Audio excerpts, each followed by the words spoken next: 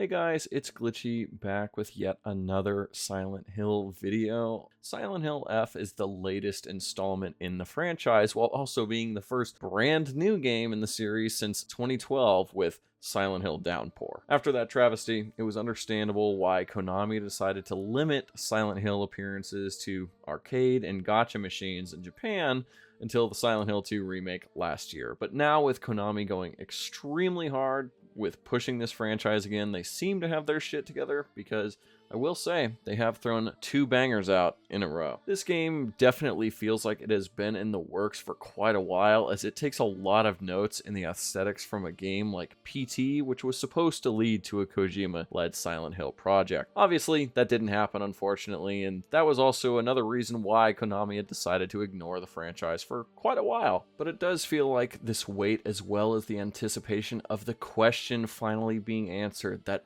will Silent Hill remain a franchise that stands atop the survival horror genre? It has not been for nothing.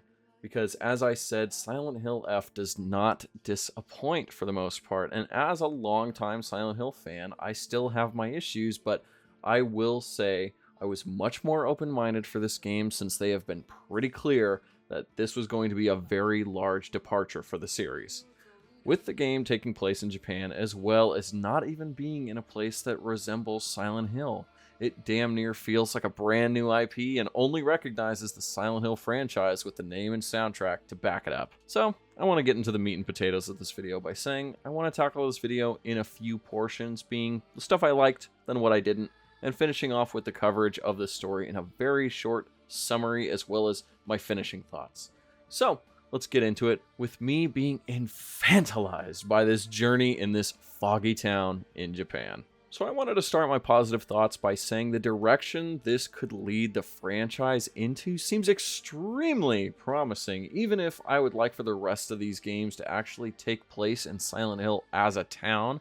I still think F is a great breath of fresh air, even if I, as a longtime fan, was still ready to be in the humid climate of the foggy town in Maine. The aesthetic of this game is something else, because even with it taking place in a completely different country, it still maintains the feel of the classic vibe of something like Silent Hill 2 or 3, along with a perfect soundtrack that has been composed by a series legend, Akira Yamaoka, as well as Kensuke Inage, who, to my knowledge, has been mostly known for working on the Warrior series more than anything survival horror. These tracks, which you'll definitely be hearing in the background of this video, add a lot while you're playing through this story, while having the ever-recognizable riffs and eerie tones of Yamaoka's tracks. Inage adds a lot more traditional Japanese choir music to make this feel much more distinct from older games. To get away from the soundtrack, I did want to talk about how the game looks from a graphical standpoint, since this game, like many others this year, uses Unreal Engine 5. No shit, it's gonna look quite stunning, even despite the engine seemingly being unable to be optimized. I did encounter quite a bit of stuttering while I was playing, and I have a pretty beefy rig, so I will say the better experience was most likely on PS5 or on the Series X, but the stuttering for the most part did not affect my experience as a whole, no matter how disappointing it is that there was any stuttering at all. With more visuals, the way the world looks is absolutely beautiful, with the new infectious flowers that spread through the town of Ebisugaoka. I think that's how you pronounce it. I probably just butchered it. As you're playing the game, it adds a lot, as everything seems to have the colors muted in the normal parts of town, clearly noting when something is wrong, especially when you look at the themes we're going to discuss later in the story section of this video. The town itself is masterfully designed, as it takes place in a rural area of Japan during the 1960s. And I don't want to say this as if I know better than the people who actually worked on it, since they're based in Hong Kong and China and were probably a lot more well knowledgeable than I am, but I have been to Japan on 2 different occasions, and this town, even if it is fictional, reminded me so much of both of my visits. The only thing missing was all the noises in the streets, and the people walking by, but obviously, because of the fact that this is Silent Hill, that was never going to happen in this game anyway. The small alleyways, the small shops you can walk by, as well as the tight streets, and the beautiful homes. Seeing small stone shrines all over the streets, they all add to an almost overwhelming aesthetic that basically scream how well researched the dev team really was when they started making this game. The monsters do the same as they add to the world, whether it being more of this infectious disease that haunts the town or scarecrows that wear school uniforms native to the region. The most unique monsters are seen inside this game's version of the Otherworld, which in this game doesn't take form in a decaying, almost grimy world like it does in the first 3 Silent Hill games. F has a much more unique approach, leaning much more into a dark place with some extreme colors, as well as plenty of rich Japanese architecture, leaning into bright whites and blues, deep browns and reds, as well as brighter lighting in much darker areas. There's no natural lighting in this other worlds. It is only lit up by those who inhabit the area, it seems. But getting back to the monsters, most of what you're going to see here is completely otherworldly. Lanky monsters that have no eyes or mouth and almost act like chimps on a rampage, as well as mannequins that have blades for limbs that spin like ballerinas, with the most grotesque being a giant being made of pure pustules as it spits out more monsters for you to battle as it screams in pain. In the real world, some of these monsters leak over, as well as adding new variants that have different attacks that make the theme so much more clear to those who may be a little bit confused about what this game's trying to get across. Getting to the more unique variety of monsters, you also have the bosses in this game, which are all expertly crafted to look as horrifying as possible in most circumstances, while also pushing the Japanese Showa era styling. Even the characters you're with throughout the entire game are also crafted to look unique with their hairstyles or unique weapons they use, so everyone is distinct and they even have their own silhouette.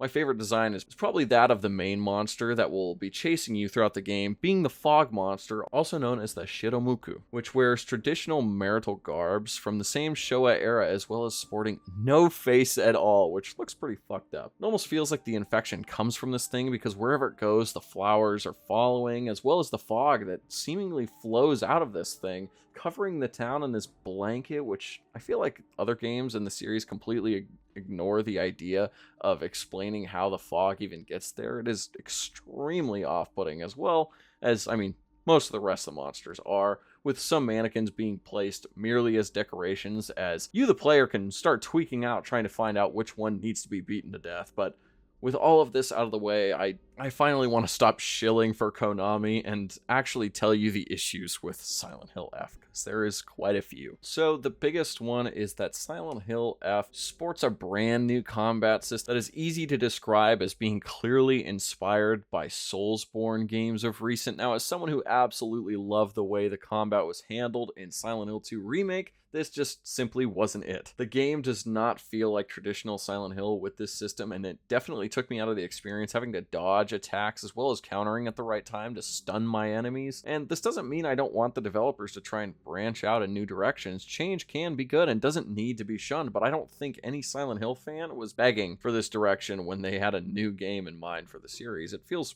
pretty out of touch, which I guess can be explained by the fact that Konami hasn't touched the main franchise in 13 fucking years. I also feel like the combat would feel a lot better in this game if it didn't take the time to show you you're hitting the enemies you face by slowing down the game every single time you give an enemy a hard slap. There are also a lot of moments I felt in this game had way too many enemies in an almost fatigue-inducing sense. There was one section near the very end of the game where I was basically begging for the game to let me get to the end, because it throws some of the least enjoyable enemies to fight in hordes at you as a player. It damn near feels like a job with how often I'm getting my ass railed by any bullshit when all I want to do is have a classic survival horror experience. It's almost like the game is trying to grab my attention on a constant basis so I don't get bored, when some of my favorite areas of the game are when there are no enemies, and I'm exploring and waiting to be scared by this eerie and disturbing world. The reason why I like the OG Silent Hill 2 so much is that the game clearly recognizes when and when not to throw enemies at you, letting the world speak for itself and letting the world getting under the player's skin. And as many moments as there are for that to happen in F, there are just as many, if not more, where I was begging for the game to give me more of that. The cheapest scares are just jump scares from enemies that I physically couldn't have reacted to if I wanted to. The best horror games are those that allow scares to happen naturally. Think Alien Isolation. I didn't get scared in that game from jump scares for the most part. I got scared because the fucking alien was a looming threat that I couldn't see unless it wanted me to see it. I wanted and expected more of that from F, not cheap jump scares and fatigue-inducing fights. Getting away from the combat, I also think the game was a little too short. I've done one playthrough so far of F, and it took me about 7 hours. You're definitely expected to play through this multiple times, as there are 5 endings as per usual with the Silent Hill franchise, but even with the Silent Hill 2 remake, that took me about 16 hours on my first playthrough. All I'm saying is that I expected much more story-wise, and right when I felt the story was getting really fucking good, I could very much start to see that the game was coming to a close too soon. Even with most of this, I still felt as if I was having fun with the game, but it almost felt like a roller coaster of emotions in some sorts. I'd start having fun, then I'd get too much of a tedious section, and all of that goodwill that the game had built just started to fall off on a very quick basis. This feedback loop continued all the way to the very final boss of the game, which I'm pretty sure is universal across all the different endings, since the only things that change besides the secret ending is how you play and which items you use. Overall, my negatives can be ruled down to 2 simple requests, which obviously these can't be fixed now, but less combat, more story, and horror. And with wanting more of the story, how about we jump right into that section of the video now, and then we'll get to my final thoughts. If you want absolutely no spoilers, then I will place a timestamp on screen of when to skip to my final thoughts. Right, you ready? Okay. But the story I will be covering here will mostly be the early stuff, as I won't be covering the ending, since I want you guys to go and experience this game for yourself and form your own opinions, so you can come back here, let me know what you think. But we play as a girl named Hanako, being accompanied by her friends Shu, Rinko, and Sakuko, even though Sakuko's presence is barely felt since she dies in the first 30 minutes. But the game starts out with Hanako leaving her home, as her father and mother seem to be yelling at her over something that gets covered much later in the game.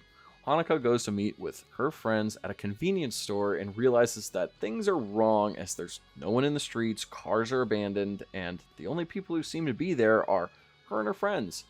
After Sakuko's death at the convenience store, Hanako and her friends are quickly shown to be thrust into the horror of the fog as a monster chases them and splits them up. After some time, they all meet up, and it is clear that Hanako has been included in a love triangle with Shu and Rinko, even if she doesn't consider herself to be a love interest to Shu. Only platonic, even if Rinko doesn't believe it. After they all get together, Hanako is pushed. Maybe she actually fell, but it's left up to your interpretation, as Rinko is shown to be right behind her on the stairs that she falls down. And she is transported to the other world in this game, where she meets a new character being Fox Mask, who wears traditional male marital garb for the Showa era. Wink, wink. As he guides you through the other world, he has a very hands-off approach, almost forcing you to follow him, as well as seeing a doll around the other world who tells you not to trust Fox Mask. After getting out from this area, you explore the town a lot more and try to make your way to Shu's house through the mountains, and the entire time you're far behind Rinko and Shu, and it almost sounds like Rinko is trying to convince Shu that Hanako is dead and they should all abandon hope for her. Pretty fucking confusing for when I was playing through, but I should also add that Rinko and Sakuko have been calling Hanako a traitor for basically the entire game at this point. So after getting through a school section, you get back into the other world as Rinko and Shu abandon Hanako inside the school so she can go to sleep. In this section of the other world, Hanako is forced to murder her friends, as Fox Mask tells her it is essential to cut these parasites out so she can be cleansed in ritual. After killing versions of all of her friends, even Sakuko again, which it really feels like the devs did not fucking like her, because her second death was even more brutal than the first. Hanako is woken up back to the real world, and with Shu and Rinko gone, she chases them all the way up to Shu's house and is confronted by the fog monster once again, which sends her back to the other world pretty quickly, especially in the gameplay, and forces Hanako into the ritual that will turn her into one of the Fox clan that is owned by Fox Mask. And it's at this point that I really want to stop covering the story here, because covering the themes, this is a lot of the stuff that is portrayed up to this point, and it's a lot of the stuff that you can kind of gather. And after we get through the themes, then we'll get right into my final thoughts. Now, the Silent Hill games, especially Silent Hill 3, have always been pretty rooted into gender norms as well as societal oppression or abuse. This game is no different. Taking place in the 60s as well as being in rural Japan, women were in a much different place than they are now. Women in Japan were expected at this time to basically bow down to the men of the house, and Hanako was no different, as her alcoholic, verbally abusive father is constantly angry with her because even in Hanako's words, she is constantly rebelling against her family, hating even her mother because of her complacency in the shadow of her abusive father. Hanako feels like she has no control over her own life, having to bow down to people she doesn't respect when all she wants to do is simply be her own person. Bowing down to society is the girls from her childhood look down on her simply because she spent more time at the playground with the boys. And later we find out that her father had sold her hand in marriage so he could pay off his own debts. This leads Hanako down a dark path of substance abuse and a psychological break which we experience throughout the entirety of the game. How the game could probably be described as the very psychological break. Even her friends contribute to this idea that she needs to obey everyone else but her own feelings, as they keep telling her that she betrayed them, even though the reason why their friend group has become disconnected was only because of the marriage she didn't even want to be a part of. It's all pieces of the puzzle that you get to put together over the course of the game. Even when Rinko said Hanako was dead, she never meant it literally. She meant that her once friend is unrecognizable to the one she knew before the arrangement and the drugs. Shu is the only one who won't give up on Hanako, and the only reason why is because he wants to be the one that controls her. Even one of the monsters in this game attacks Hanako like it's some drunk slob trying to make a move on her when all she wants to do is beat it to death. Silent Hill F has been nothing short of what I described earlier to be a roller coaster of emotion. For as many things as I absolutely love about this game, there are just as many moments I could single-handedly point out to be what brings this game down for me. Whether it be the fucked up combat system or the fact that the story understays its welcome, besides all the goddamn cutscenes in this game, the cheap scares, while being mixed into a world that feels extremely cohesive, characters I absolutely love from head to toe, and graphics and aesthetics that rival that of the originals of the series as well as the Silent Hill 2 remake, which all in all makes a game that I can't lay my exact opinions on, which is why I didn't cover the entirety of the story. I didn't want to spoil absolutely everything because from what I can tell, this game was almost built to be kinda divisive in its system and its story. But overall, I still finished it. I still wrote a script and edited the video you're watching now, and I can still safely say that this game is an appreciated entry in the Silent Hill franchise, even if I don't absolutely love everything about it. I implore you to play this game and form your own opinion because I do believe, especially with the overall reviews for F being positive, that most are going to enjoy this game or have a similar experience as I did. So, what did you guys think? If you played Silent Hill F, please tell me what you thought in the comments, or let me know what your favorite Silent Hill monster is. So, with that, if you felt so kind, please like and subscribe if you want to see more content like this. See you when I see you. This is Glitchy, signing off.